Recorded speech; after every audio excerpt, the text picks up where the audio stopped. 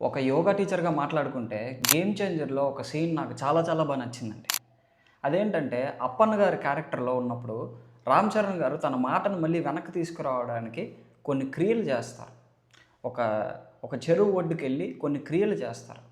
అంటే డైరెక్టర్ శంకర్ గారు ఎంత బాగా రీసెర్చ్ చేసి ఆ క్రియల్ని రామ్ చరణ్ గారి చేత చేయించారంటే, ఆ 2 క్రియలు స్పెషల్‌గా ఆ పొట్ట భాగాన్ని లోపలికి తీసుకెళ్ళేది, మళ్ళీ వదిలేది. నాలికని మడత పెట్టి మళ్ళీ లోపలికి తీసుకెళ్ళేది. ఈ 2 కూడా 13వ శతాబ్దంలో 'హఠయోగ ప్రదీపిక' అనే గ్రంథం నుంచి తీసుకోబడ్డాయండి. అందుకే డైరెక్టర్ శంకర్ గారు అంత పెద్ద డైరెక్టర్ అవ్వడానికి కారణం కూడా మేబీ ఈ రీసెర్చ్ బేస్డ్ అవ్వడం వల్లేనేమో. సో, ఈ 'హఠయోగ ప్రదీపికలో' ఈ ఖేచరీ ముద్ర గురించి, ఉడియాన బంధం గురించి చాలా చాలా విషయాలు చెప్పబడ్డాయండి.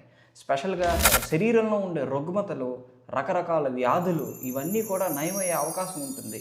ఎప్పుడైతే ఈ ముద్రలని రోజు సాధన చేసిన వాళ్ళకి రకరకాల రుగ్మతలు నయమయ్యే అవకాశం ఉన్నదని చెప్పారు. సో, అందుకని ఆ వీడియోలో చూసినా సరే సినిమాలో రామ్ చరణ్ గారు చాలా పర్ఫెక్షన్‌తో చేశారండి.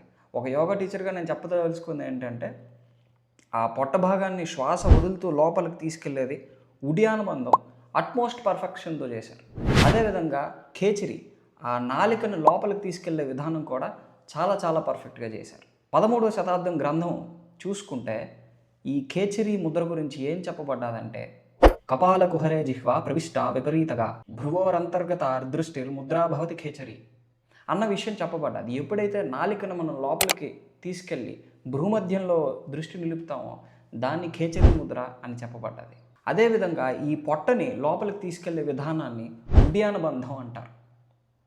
దీని గురించి హఠయోగ ప్రదీపికలో ఏం చెప్పబడ్డదంటే, ఉదరే పశ్చిమం తానం నాభేరుద్వంచ కారయేత్ ఉడియానో హ్యాసో బంధౌ మృత్యుమాస్తంగ కేసరి. ఈ శ్లోకం ఏం చెప్తున్నదంటే, పొట్ట భాగాన్ని శ్వాస పూర్తిగా వదిలి పొట్ట భాగాన్ని లోపలికి నొక్కినప్పుడు ఆ పొట్ట వెనక ఉన్న వెన్నెముక వరకు వెళ్ళేలాగా లోపలికి తీసుకెళ్ళాలి.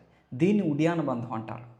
ఈ సాధన ఎప్పుడు రెగ్యులర్గా చేస్తూ ఉంటే మృత్యువును కూడా జయించేటువంటి శక్తి లభిస్తుందని చెప్పేసి ఈ 13వ శతాబ్దం గ్రంథమైన హఠయోగ ప్రదీపికలో చెప్పారు. Thank you.